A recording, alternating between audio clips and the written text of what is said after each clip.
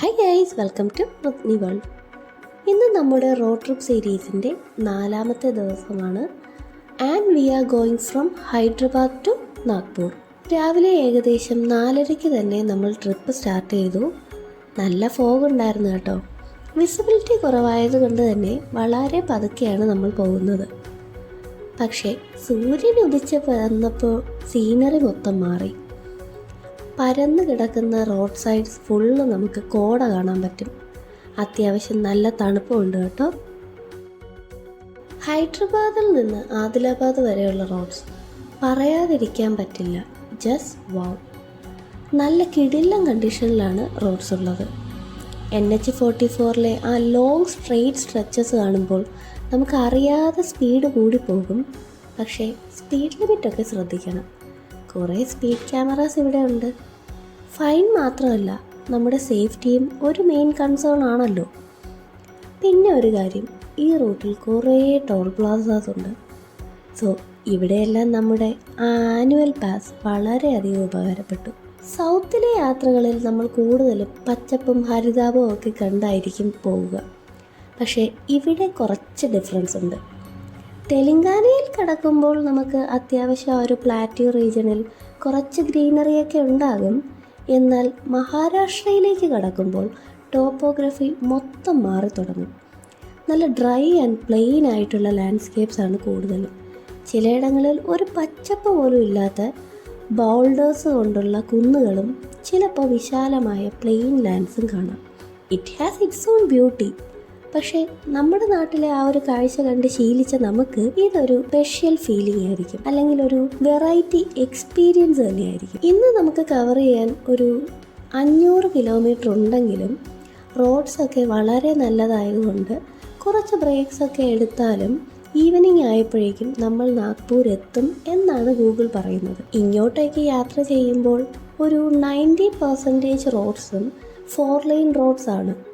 അതുകൊണ്ട് തന്നെ നല്ല കണ്ടീഷനിലുള്ള ഈ റോഡിലൂടെ നമുക്ക് ട്രാവൽ ചെയ്യുമ്പോൾ വലിയ ക്ഷീണമൊന്നും അനുഭവപ്പെടത്തില്ല. കുറച്ച് കംഫർട്ടായിട്ടിരിക്കാം. കംഫർട്ട് കൂടുമ്പോൾ ശ്രദ്ധ കുറയരുത് കേട്ടോ, അതൊരു മെയിൻ പോയിൻ്റാണ്. ഈ റൂട്ടിൽ മിക്ക സ്ഥലങ്ങളിലും സിറ്റിയുടെ ഔട്ടർ റിംഗ് റോഡിൽ കൂടെയാണ് നമ്മൾ പാസ് ചെയ്തു പോകുന്നത്. അതുകൊണ്ട് തന്നെ അത്യാവശ്യം വെള്ളം, സ്നാക്സ് കാര്യങ്ങളൊക്കെ കയ്യിലെടുക്കുന്നതാണ് നല്ലത്.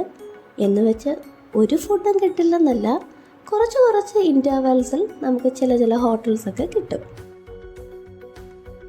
പിന്നെ നല്ല കുറച്ച് കാഴ്ചകൾ, ഇതുപോലുള്ള കാഴ്ചകളൊക്കെ കാണാൻ പറ്റും.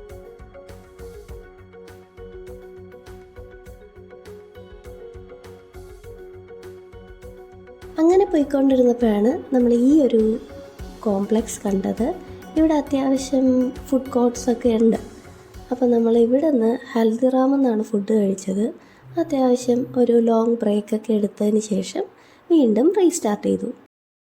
ഇനി നമുക്ക് ജസ്റ്റ് ഒരു 81 കിലോമീറ്റർ മാത്രമാണ് നാഗ്പൂരിലേക്കുള്ളത്. പിന്നെ ഇങ്ങോട്ടേക്ക് വരുമ്പോൾ ഒരു കാര്യം ശ്രദ്ധയിൽപ്പെട്ട ഒരു വ്യത്യാസം എന്തെന്നാൽ, ഇവിടെ നമുക്ക് ലോറികളുടെ എണ്ണം കുറച്ച് കൂടുതലാണ്. നമുക്ക് സൗത്തിൽ ലോറികൾ ഇല്ലെന്നല്ല, ഈ ഒരു ക്ലിപ്പ് കാണുമ്പോൾ തന്നെ ഞാൻ എന്താണ് നിങ്ങളോട് പറയാൻ ഉദ്ദേശിക്കുന്നതെന്ന് മനസ്സിലാകുമായിരിക്കും.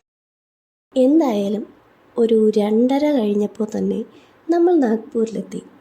സിറ്റിക്ക് ഒത്ത നടുക്ക് തന്നെയായിരുന്നു നമ്മുടെ Airbnb. അവിടെ വന്ന് കുളിച്ചു, നനച്ചു, റെസ്റ്റ് എടുത്തു. എല്ലാം കഴിഞ്ഞ് രാത്രിയായപ്പോൾ നമ്മൾ അവിടുത്തെ ഒരു മെയിൻ സ്പോട്ടിലേക്ക് പോയി. 0 മൈൽ സ്റ്റോൺ ഓഫ് ഇന്ത്യ. ഇത് ശരിക്കും ജോഗ്രഫിക്കലി ഇന്ത്യയുടെ എക്സാക്ട് സെൻറ്റർ എന്നാണ് പറയുന്നത്. എല്ലാവരും അവിടെ കാറ് നിർത്തി പിക്ചേഴ്സൊക്കെ എടുക്കാറുണ്ട്. അങ്ങനെ കുറേ വീഡിയോസൊക്കെ നമ്മൾ കണ്ടിട്ടുമുണ്ട്. അതുകൊണ്ട് നമ്മളും അത് മിസ് ചെയ്തില്ല. അവിടെ നിന്ന് ഒരു ഫോട്ടോയൊക്കെ എടുത്തു. കാറ് പാർക്ക് ചെയ്ത് കാറിൻ്റെയും ഒരു ഫോട്ടോ എടുത്തു. പിന്നെ എന്താ, ഇത്രയൊക്കെ ഉള്ളൂ ഇന്നത്തെ ഈ ദിവസം. നാളെ വീണ്ടും രാവിലെ വാരണാസിയിലേക്കുള്ള ട്രിപ്പ് തുടങ്ങണം. So thank you for watching. Stay tuned for next videos.